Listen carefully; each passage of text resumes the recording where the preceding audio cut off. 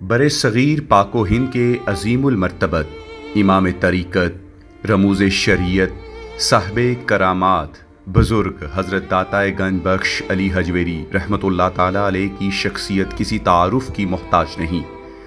آپ کا شمار اکابر اولیاء ہندوستان میں ہوتا ہے۔ سلسلہ چشتیہ کے جلیل القدر بزرگ حضرت خواجہ معین الدین چشتی رحمۃ اللہ تعالیٰ علیہ اجبیر شریف روانہ ہونے سے قبل آپ رحمۃ اللہ تعالیٰ علیہ کے مزار اقدس پر حاضر خدمت ہوئے اور معتکف ہوئے، اور وقت رخصت یہ شعر بطور نذرانہ عقیدت حضور داتا صاحب رحمۃ اللہ تعالیٰ علیہ کی شان میں پیش کیا، جس کا ورد آپ کے محبین کی زبان پر اکثر رہتا ہے۔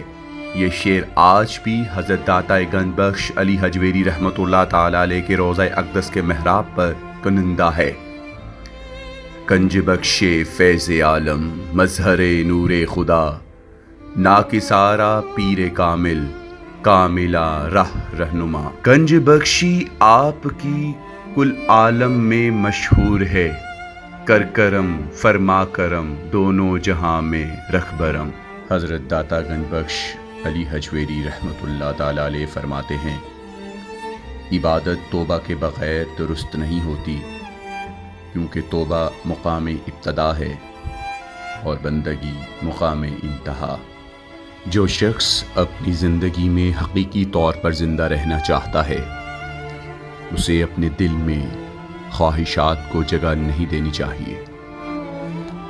آپ رحمۃ اللہ تعالیٰ علیہ فرماتے ہیں، مجھے اس شخص پر تعجب ہے جو جنگل اور صحرا کو قطع کر کے اللہ کے گھر اور اس کے حرم پر پہنچتا ہے، کیونکہ اس میں اس کے انبیاء کے آثار ہیں، مگر وہ کیوں نہیں اپنے نفس اور اس کی خواہش کو قطع کر کے اپنے دل میں پہنچتا کہ اس میں اس کے مولا اللہ تعالیٰ کے آثار موجود ہیں۔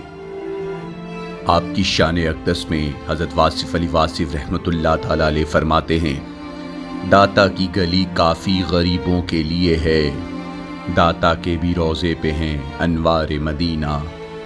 آپ رحمۃ اللہ تعالیٰ علیہ فرماتے ہیں، مرشد جس حال میں بھی ہو وہ مریدوں کی ہر حالت سے باخبر ہوتا ہے۔